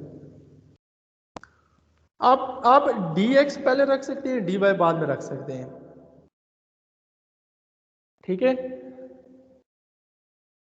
Yes sir. dx जो है आप पहले रख सकते हैं, dy आप बाद में रख सकते हैं, या dy पहले रख सकते हैं, dy बाद में रख सकते हैं, जब आपके पास लिमिट कांस्टेंट होंगी। लिमिट का ऑर्डर आप चेंज कर सकते हैं, कोई मसला नहीं है। लेकिन जब लिमिट कांस्टेंट नहीं होंगी, एक लिमिट वेरिएबल होगी, मतलब जैसे यहाँ 2 से 4 है तो 2 से x है, तो आप 2 से फिर जो x वाली लिमिट होगी उसको आप पहले इंटीग्रल में नहीं लेके जा सकते। उसके लिए एक प्रोसेस है, उस प्रोसेस के ज़रिए हम लिमिट चेंज करेंगे। इसको कहते हैं लिमिट का ऑर्डर चेंज करना, ठीक है। वो देखें इंटीग्रल के अंदर dx पहले लिखा हुआ था, dy पहले बाद में लिखा हुआ था, जो डेफिनेशन वाला है आपके पास। अब जब उसने यहाँ पे आगे क्वेश्चन सॉल्व किया है तो इक्वल के बाद dy उसने पहले लिखा है और dx बाद में लिखा है। तो जब इसने चेंज किया, ये चेंज उसी सूरत में कर सकते हैं कि जब x और y दोनों की लिमिट कांस्टेंट है। अब यहाँ पे एक 0 से 2 थी और दूसरी 2 से 4 थी। अब इसकी लिमिट कैसे लिखेंगे, dy और dx। अगर आपने dy पहले लिखा है तो dy की लिमिट क्या है, 2 से 4। और इसका मतलब है कि अंदर वाले इंटीग्रल की लिमिट 2 से 4 आ जाएंगी, और dx बाहर वाले आखिर में है तो वो पहला इंटीग्रल जो है वो 0 से 2 उसकी लिमिट है, जो कि क्वेश्चन में डिफाइन है, ठीक है। ये 1/8 बेसिकली फंक्शन के साथ था, 1/8 6 माइनस 6x। अच्छा 1/8 उसने बाहर निकाल लिया। अब देखिए डबल जो इंटीग्रल होते हैं इसको इंटीग्रेट कैसे किया जाता है, ये बहुत आसान है बेसिकली। डबल इंटीग्रेशन के केस में अगर आप with respect to y integrate कर रहे हैं, पहले विद रिस्पेक्ट टू y करेंगे ना, यस सर। Yes sir. तो ये उसी तरह है जिस तरह हम 2 वेरिएबल थे तो हमने पार्शियली डिफरेंशिएट किया था, तो जिस वेरिएबल की रिस्पेक्ट से हम डिफरेंशिएट करते थे उसके अलावा जितने भी वेरिएबल होते थे वो क्या ट्रीट होते थे, कांस्टेंट। तो सेम फार्मूला जो है हम इंटीग्रेशन में अप्लाई करेंगे। अब जिस वेरिएबल से आप इंटीग्रेट कर रहे हैं उस वेरिएबल के अलावा बाकी सारे variable as a constant treat होंगे। बात समझ आ गई? Yes yes sir. सर। तो पहले जब 6 को इंटीग्रेट करेंगे तो 6 तो अंडरस्टूड है कांस्टेंट है, तो y अंदर 1 रह जाएगा, तो 1 की इंटीग्रेशन क्या आ जाएगी, y माइनस। अब x है तो हम विद रिस्पेक्ट टू y कर रहे हैं तो x as a constant treat होगा, तो x को बाहर ले जाएंगे इंटीग्रेशन से, तो फिर 1 रह जाएगा, तो 1 की इंटीग्रेशन क्या आ जाएगी with respect to y, Y y आ जाएगी। अब y है तो विद रिस्पेक्ट टू y कर रहे हैं तो ये y स्क्वायर बाय क्या आ जाएगा, 2 आ जाएगा। अब आपने जो बेसिकली इंटीग्रेशन की है विद रिस्पेक्ट टू y की है, अब ये 2 से 4 ये लिमिट किसकी है, y की। अब ये आपने सिर्फ y के अंदर पुट करनी है। तो पहले जब हम इसमें पुट करेंगे 6, तो y में जब हम पुट करेंगे तो 4 माइनस 2, ठीक है, जो भी आ जाएगा कितना आ जाएगा 2, ठीक है। तो इसका मतलब है यहाँ पे 12 रह जाएगा माइनस x, तो ये 4 माइनस 2 तो माइनस 2x रह जाएगा। इसका मतलब नीचे माइनस 2x ठीक लिखा हुआ है, 6 यहाँ लिखा हुआ है, लेकिन हमारे पास क्या आया था 12, लेकिन चूंकि एक फैक्टर रहता है उसको सॉल्व करेंगे तो उसको सिंप्लीफाई करेंगे तो 6 रह जाएगा। अब आप देखें कि y जब ऊपर y स्क्वायर में पुट करेंगे अपर लिमिट 4 तो क्या आ जाएगा माइनस 16/2, यस सर। सर। और फिर लोअर लिमिट पुट करेंगे तो कितना बन जाएगा, 12 माइनस 2 4/2 2 आ जाएगा। 8 नहीं माइनस 4 8 माइनस कितना रह जाएगा, माइनस 8 प्लस कितना रह जाएगा,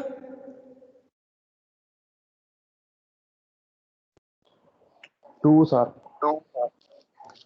ये नहीं समझ आ रही आपको? सर 2 ही नहीं सर, रहेगा, पहले -4 + 2। ये फिर माइनस करके जो y की जगह 2 रख के करेंगे तो हमारे पास आएगा ना सर। 6 बच जाएगा, कांस्टेंट ये टर्म आएगी ना, और एक 12 इधर आ जाएगा, तो 12 माइनस 6 करेंगे तो ये 6 इजीली रह जाएगा। सिंप्लीफिकेशन है, इसमें कोई इतनी ऐसी बात नहीं है। Yes sir. ठीक है, तो इसका मतलब है कि हाँ जी 6 माइनस 2x रह जाएगा हमारे पास। ठीक है, अब आप 6 माइनस 2x को विद रिस्पेक्ट टू x जैसे डिफरेंशिएट करते हैं और लिमिट पुट करते हैं तो ये आपके पास देखें आखिर में आंसर 1 आ जाएगा। तो इसका मतलब ये दोनों प्रॉपर्टी सेटिस्फाई करता है, तो ये आपके पास जो है जॉइंट प्रोबेबिलिटी डिस्ट्रीब्यूशन फंक्शन है। इसमें कोई इशू है तो पूछ लें। No sir. अच्छा, अगला पार्ट है उसका, वो कह रहा है कि आप कैलकुलेट करें p of x is less than or equal to 3/2। तो 3/2 लेस है, तो इसका मतलब है कि 3/2 से लेस ये कहाँ तक जाएगा? Minus infinity sir. Minus infinity तक जाएगा। तो इसका मतलब है कि लोअर लिमिट माइनस इन्फिनिटी है और अपर लिमिट जो है वो 3/2 है। और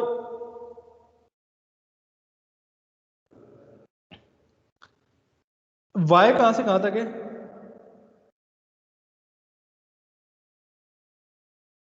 5/2 से लेस है। 5/2 से क्या है? लेस है। लेस है। अब आप देखें कि माइनस 5/2 से माइनस इन्फिनिटी, ठीक है, तो अब आप मुझे ये बताएं कि हमारे पास मैक्सिमम x या y की वैल्यू कहाँ तक लाई कर रही है? x की 0 वैल्यू to 0 से 2। स्टार्ट हो रही है, तो माइनस इन्फिनिटी के लिए तो हमारे पास फंक्शन की वैल्यू 0 हो रही है ना। तो इसको वो जो इनडेफिनेट इंटीग्रल वाली प्रॉपर्टीज हैं कि माइनस इन्फिनिटी टू 0 फिर 0 से 3/2, तो वो अल्टीमेटली जो माइनस इन्फिनिटी से 0 के अंदर जो फंक्शन आएगा उसकी वैल्यू 0 हो जाएगी। तो इसलिए इसने 0 से 3/2 स्टार्ट कर दिया है, क्योंकि x की वैल्यू 0 से पहले है ही नहीं और 0 से पहले हमारे पास फंक्शन की वैल्यू भी 0 है। ठीक है, तो इसलिए x की वैल्यू 0 से 3/2, और इसी तरह y की वैल्यू कहाँ से स्टार्ट होगी? 2 से।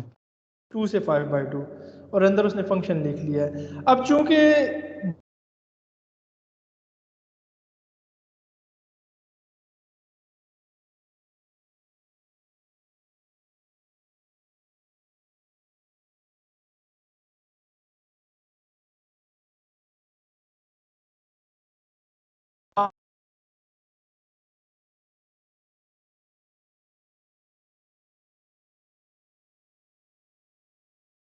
सर आपकी आवाज नहीं आ रही।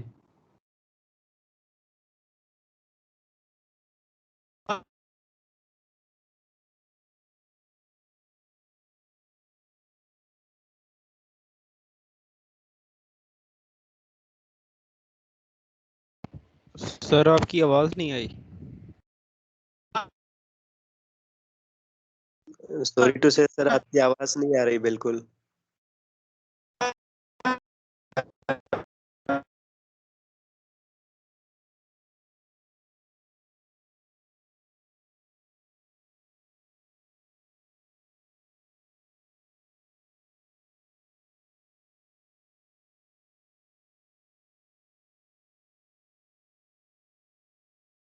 हेलो हेलो, आवाज आ रही है? वो जी सर अब आ रही है। जी सर आई है सर। वो कॉल एक आ गई थी तो डिस्टर्बेंस। अच्छा, ये समझ आ गई लिमिट की? Yes sir. सर।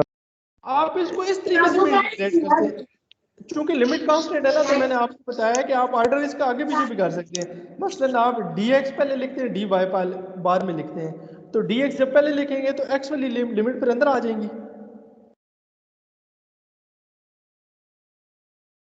मेरी बात समझ आ रही है कि नहीं? Yes sir. x वाली लिमिट क्या आ जाएगी? अंदर की तरफ आ जाएंगी, मतलब 0 से 3/2 अंदर वाली लिमिट बनेगी, और जो बाहर वाली लिमिट है वो फिर 2 से 5/2, और इंटीग्रल के अंदर फंक्शन और फिर dx dy। अगर आप उसको उस वे से इंटीग्रेट करेंगे तो फिर भी आंसर सेम आएगा।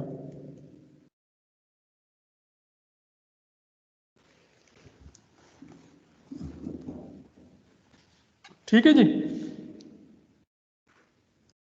Yes sir.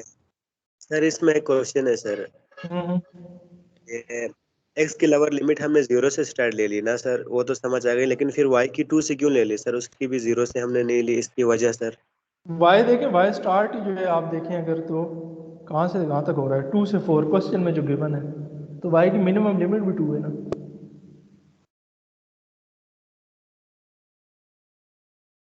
समझ आई?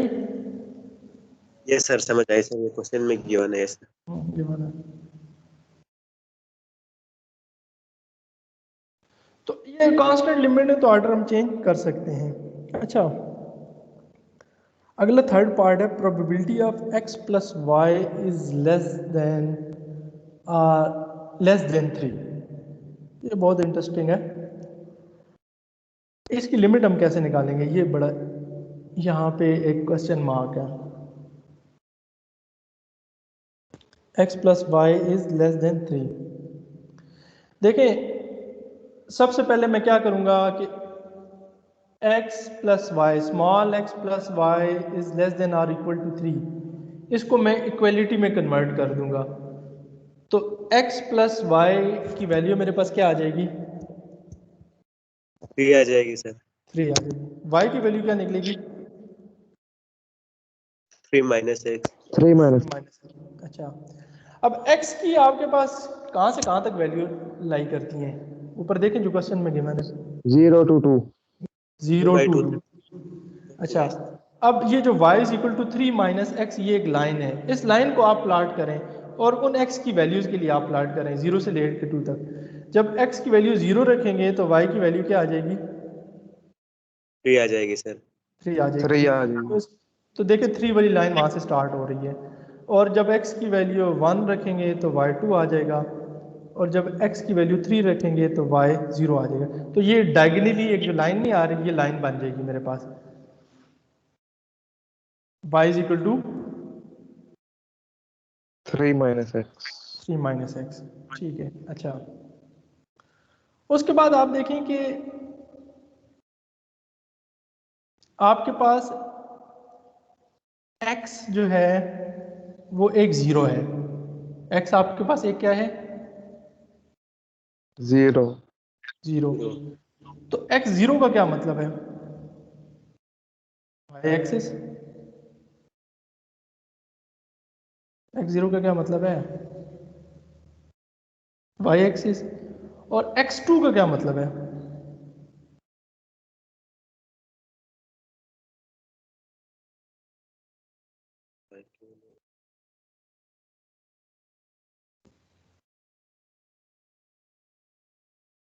मैं आपको कहूँ कि x is equal to 2 plot करो, चलें यही बता दें।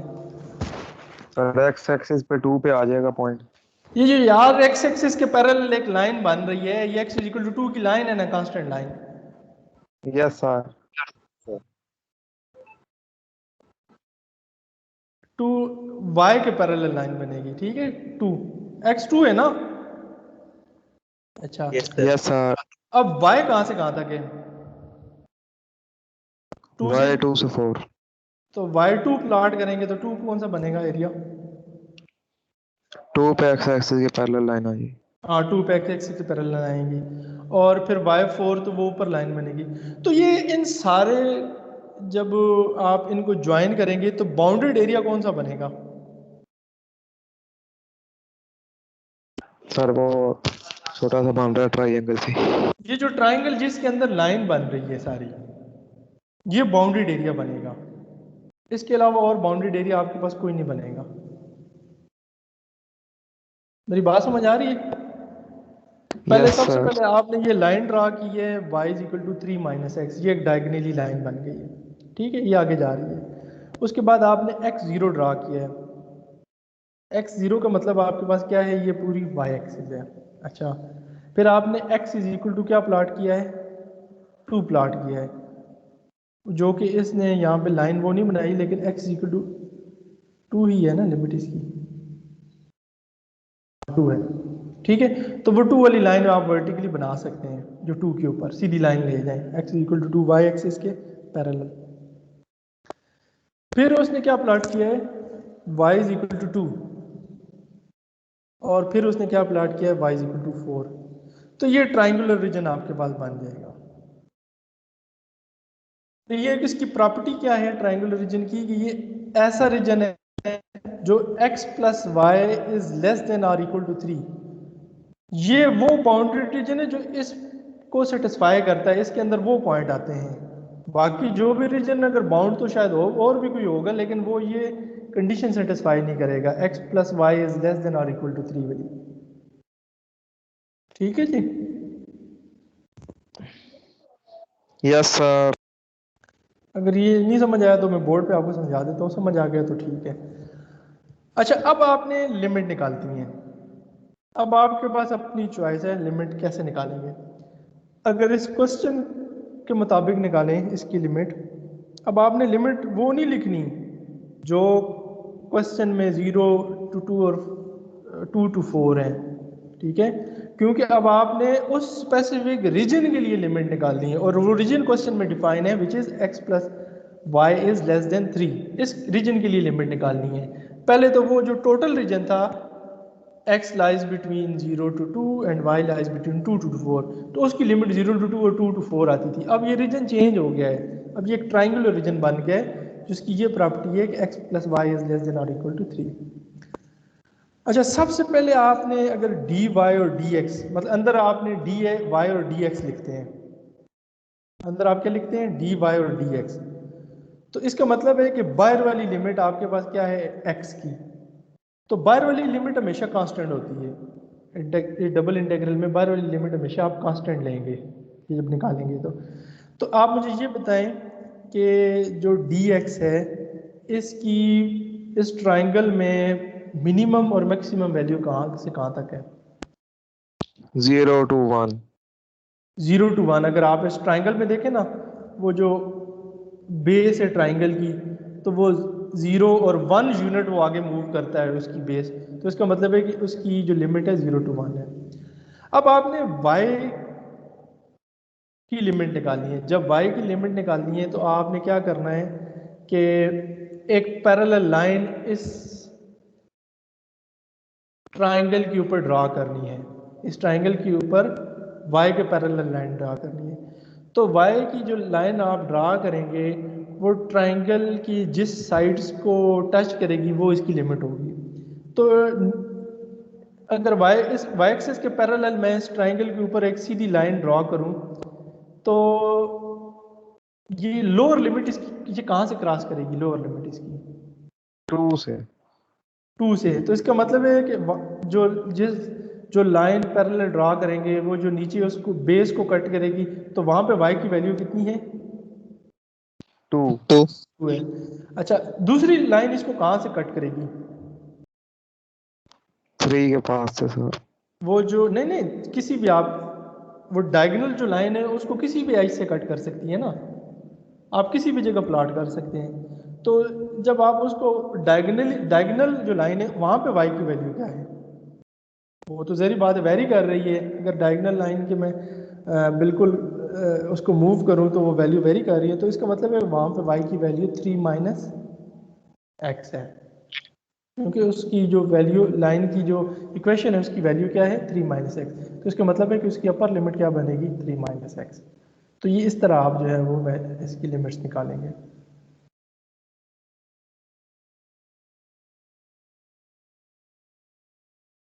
बात समझ आ रही है इसकी।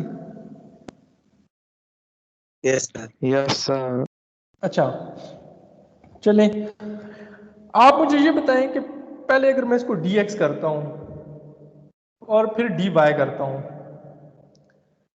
तो बाहर वाला इंटीग्रल, इसका मतलब है कि dx dy, फिर जो 0 to 1 लिमिट है फिर ये इसको dy के लिए निकालेंगे तो उसमें y की लिमिट फिर क्या बनेगी, वो तो कांस्टेंट ही है बेसिकली, क्या बनेगी फिर।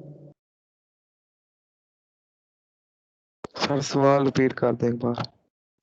अभी ऑर्डर में चेंज कर देता हूँ। अभी आपके पास क्या है, dy और dx है ना। यस अगर सर। मैं dx dy लिखूं तो फिर लिमिट ये क्या बनेगी,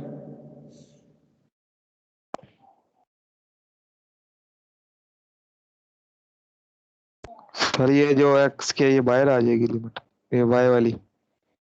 नहीं नहीं, ये लिमिट फिर नहीं बनेगी ना यार। वो देखें, जब हम dx और dy चेंज करते हैं ना, तो जब लिमिट कांस्टेंट होती है तो फिर तो हम उस लिमिट्स को बाहर ले जाते हैं और हाँ अंदर ले आते हैं। जैसे वेरिएबल ऊपर है सर। ऊपर क्वेश्चन हमने किया था, अब लिमिट वेरिएबल है तो मैंने आपको बताया था कि जब लिमिट वेरिएबल होंगी तो जब ये dx और dy चेंज करेंगे तो फिर ये वाली लिमिट इस तरह नहीं निकालेंगे कि x की लिमिट को y की लिमिट और y की लिमिट को x लिखेंगे।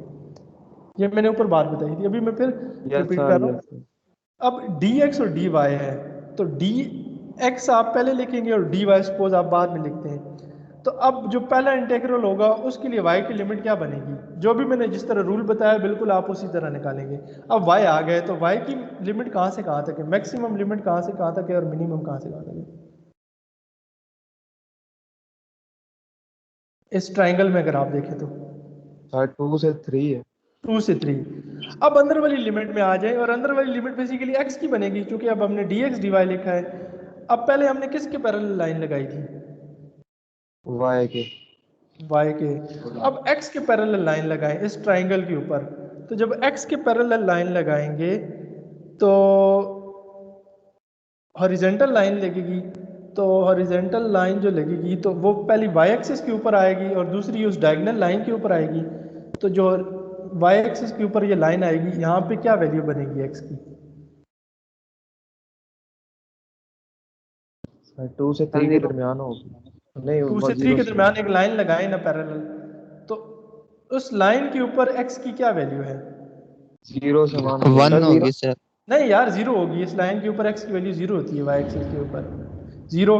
अब डायगोनल लाइन के ऊपर x की वैल्यू क्या है, चेंज हो रही है, कांस्टेंट नहीं है। आपके पास नहीं नहीं, डायगोनल लाइन की इक्वेशन है y is equal to 3 minus X. तो वहां से x की वैल्यू निकाले क्या बनेगी, 0 to 1 minus x 3 minus Y क्या बनेगी, 3 माइनस वाई। 3 minus Y.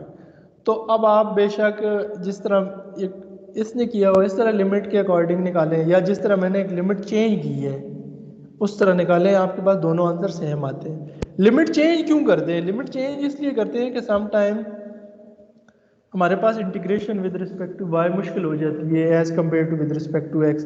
तो फिर हम लिमिट का ऑर्डर चेंज करके हमने लिमिट निकालते हैं। ये पूरा एक कैलकुलस के अंदर टॉपिक है, तो वो मैंने यहाँ पे एक सम अप करके आपको बता दिया है। तो ये यहाँ से इस वे से लिमिट निकाली हुई है। ये आप थोड़ा सा dx और dy में लिमिट ज़रा चेंज करके मुझे ज़रा इसको नेक्स्ट क्लास में ठीक है सारे लोग बताएंगे, ठीक है। यहाँ पे कोई क्वेश्चन है तो पूछ लें, आगे चलते हैं फिर।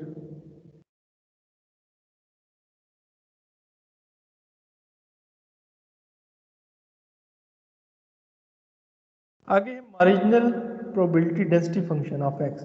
तो इसकी डेफिनेशन है minus infinity to infinity F of x D X, F of x Y D Y. तो ये देखें चूंकि x तो माइनस इन्फिनिटी टू इन्फिनिटी था, लेकिन x की हमारे पास वैल्यू 0 to 2 है, तो इसलिए हमने इसको 0 to 2 वैल्यू ले ली है, बाकी तो 0 हो जाएंगी। इसको सॉल्व करेंगे तो ये g ऑफ x 0 आ जाएगा और probability density function marginal probability density function y का निकालेंगे तो h ऑफ y निकालेंगे 0 to 2, तो ये आ जाएगा। इसी तरह कंडीशनल प्रोबेबिलिटी इसने निकाली हुई है F of x Y divide by H F Y, और एच एफ वाई और जी ऑफ एक्स और एच एफ वाई हमने ऊपर निकाले हुए हैं, उनकी वैल्यू सिंपल पुट कर रहा है तो ये आपके पास कंडीशनल प्रोबेबिलिटी डेंसिटी फंक्शन भी आ जाएंगे।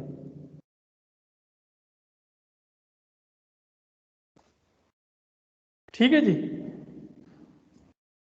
Yes sir. इसमें कोई है तो इशू तो बता दें।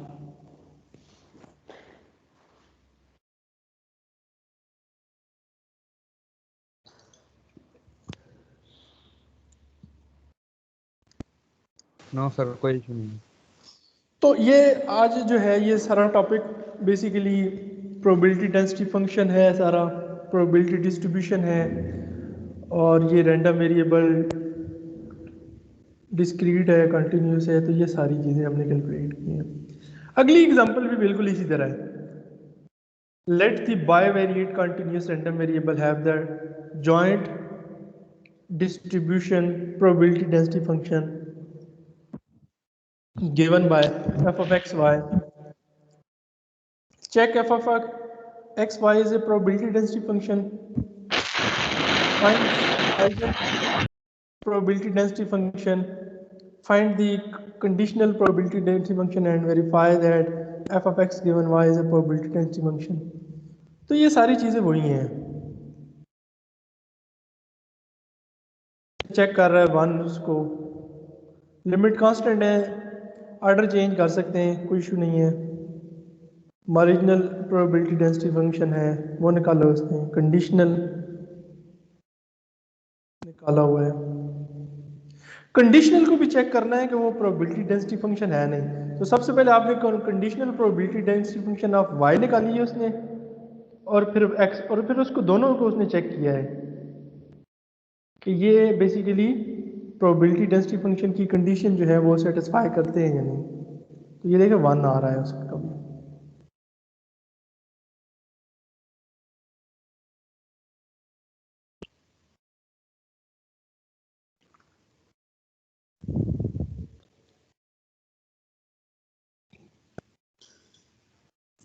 इस एग्जांपल को देख ले, कोई इशू है तो पूछे, फिर क्लास एंड करते हैं.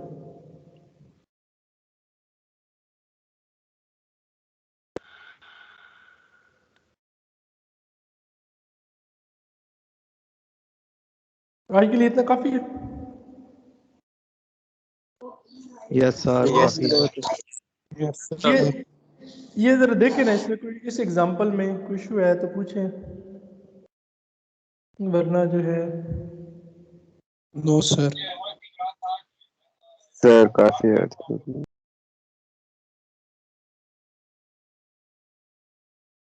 एक्सक्यूज मी सर, जी जी, अरे फाइल्स अपलोड कर दें सर. हाँ ये मैं अपलोड कर देता हूँ उसी फोल्डर में कोर्स मटेरियल के. Thank you sir. मैं रिकॉर्डिंग भी रोक दे सर. रिकॉर्डिंग भी मैं ऑफ कर देता हूँ, 1 सेकेंड.